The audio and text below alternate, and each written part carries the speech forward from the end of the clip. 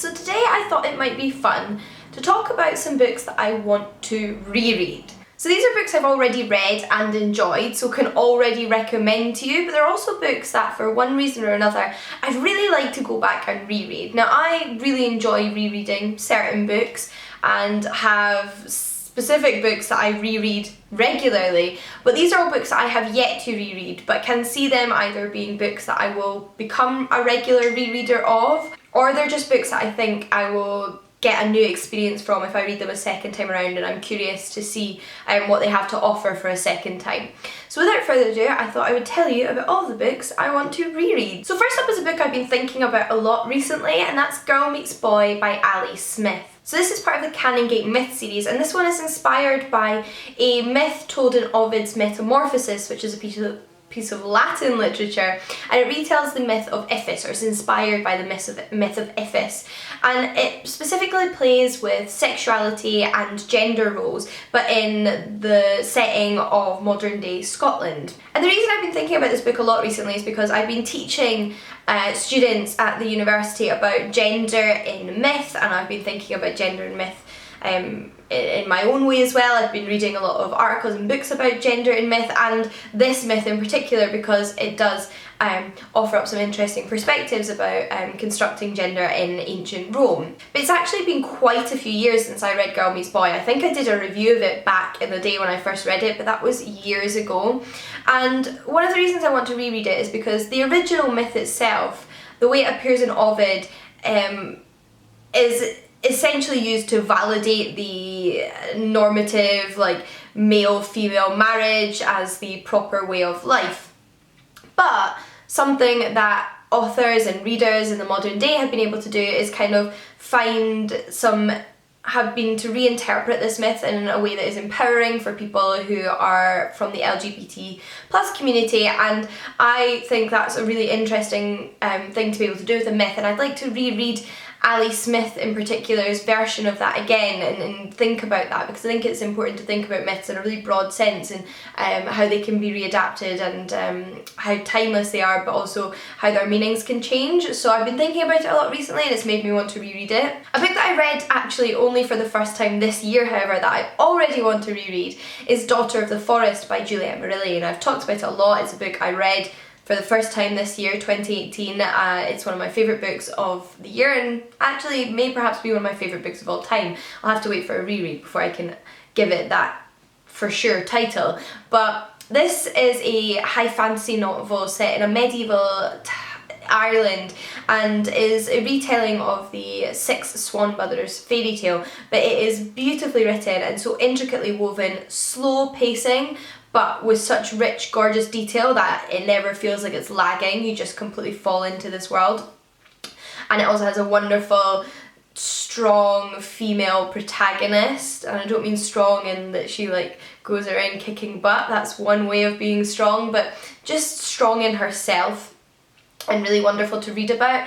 And I have been also reading the follow-up books in the series, which is the Seven Waters series, but I think before I start reading the second trilogy in this series, because there's 6 books and I'm almost finished number 3, I might actually go back and reread, or in this instance listen to the audiobook of Daughter of the Forest, because I keep thinking about it, and it was just such a beautiful immersive reading experience that this for me could become a Eragon or a Harry Potter or a Terry Pratchett Discworld novel, which are books that I constantly go back to, that are a safe place for me because I'm familiar with them but still enjoy them as much every time. Something slightly more different is a children's book, and that is The Little White Horse by Elizabeth Gouge. So this is a children's book that I have not read since I was a child, and I mean the last time I probably read this book would have been maximum age like 11 or 12. But it was one of my absolute favourite books around that age, and I read it a few times, but then lent my copy to a friend, never got it back, also became a teenager, so started reading different kinds of things, and have been meaning to for years to pick this book back up. Part of me is a little bit scared to pick it back up because it was so precious to me as a child, and it was so magical and so otherworldly, that I'm scared that if I reread it I won't have that same experience. But I'm hoping that I can at least have a equally special experience reading it as an adult, so I'd really like to go back to it. And I think it's been such a long time that although I remember the sensation I had reading it, I don't really remember what happened, at least at the end. I know there is a young girl who moves to a like sort of fancy estate, and she starts seeing this little white horse, and there's sort of a sense of magic in the air.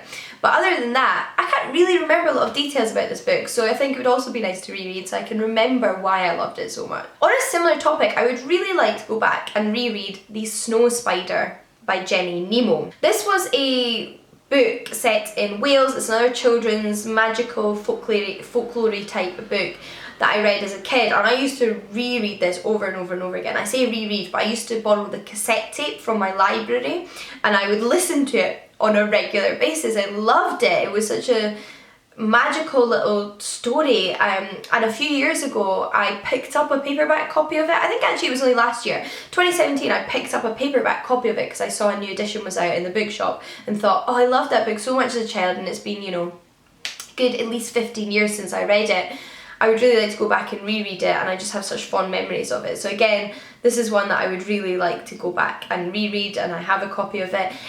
From what I recall, follows a family in Wales where one of the children has gone missing and their sibling wants to know what happened to them, and there's obviously some magic surrounding this magical snow spider.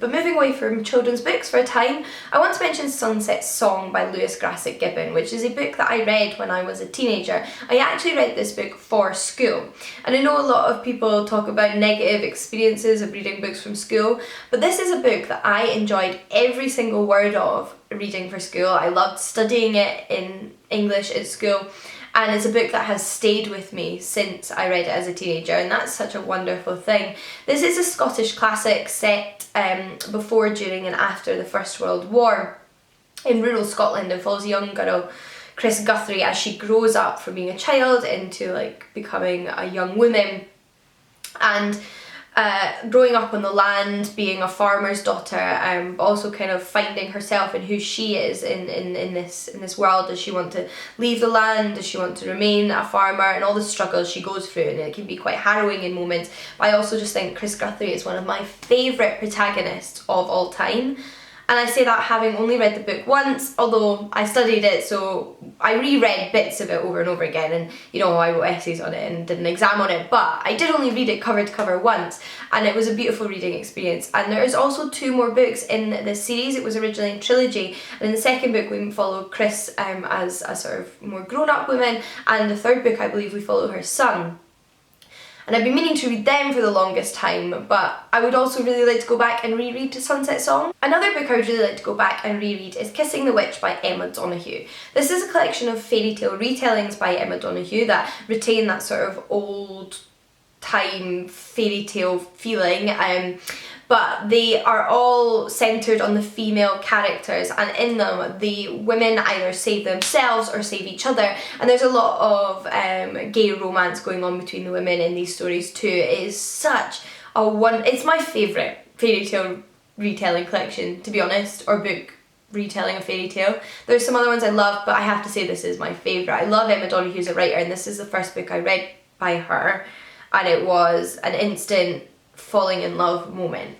It is such a wonderful collection, but it's been such a long time since I read it, and I've been thinking to myself for, you know, a couple of years actually that I would really like to go back and reread it. Another one that's quite recent for me that I read in 2017 is A Great and Terrible Beauty by Libba Bray. This is the first in a young adult paranormal fantasy trilogy set in the 1890s in England, and we follow our protagonist as she goes to begin as her sort of like final years of education at a finishing school in London after her mother dies. Her name is Gemma Doyle, and she's dealing with all of that going on, but at the same time she also discovers that there's something kind of paranormal and magical afoot, and that she has access to this kind of other world.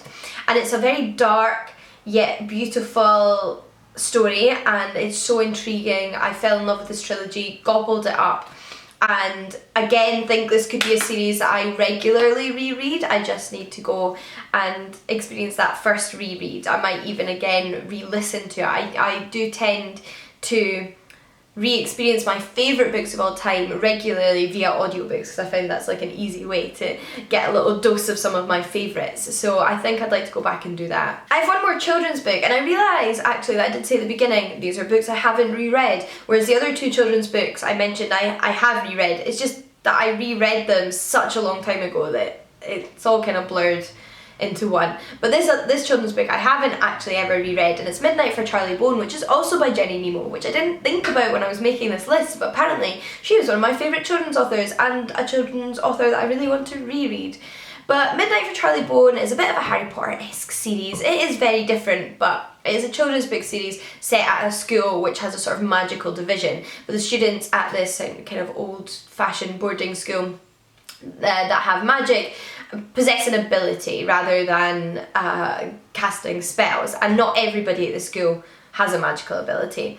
But it's about our protagonist Charlie Bone, who can communicate with paintings and photographs as he starts attending this school, and his family is a bit of a mixture of oddballs. His father also either died or went missing when he was younger, and there's a bit of a mystery surrounding that.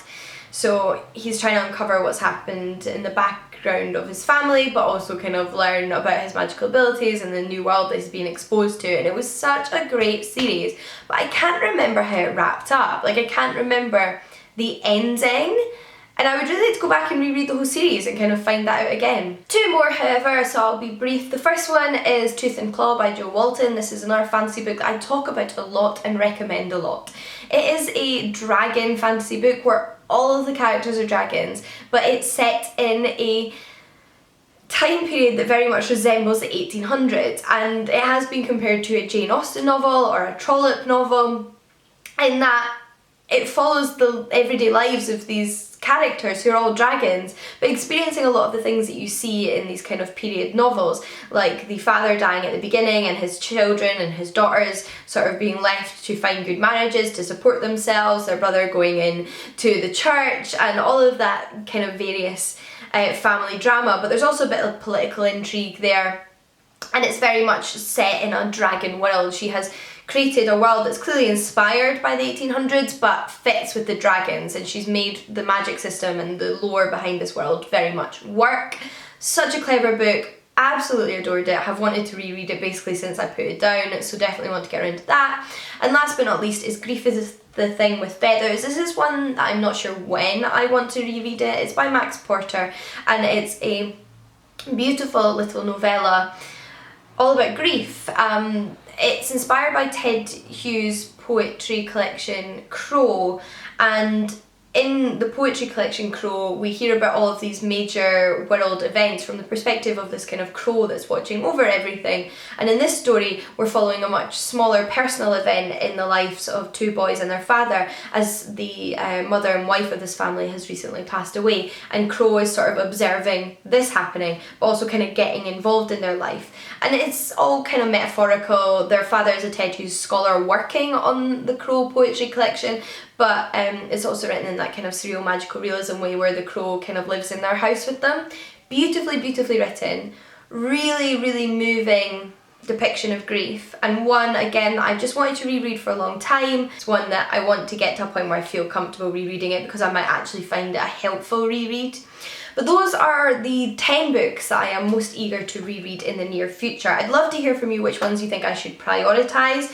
Have you read any of these books yourselves? Did you enjoy them? Did you not enjoy them? And what books do you really want to reread? What's a book that you've loved and have been meaning to reread? Because perhaps I'll want to check it out. But until next time, happy reading, and I'll see you all again soon. Bye guys!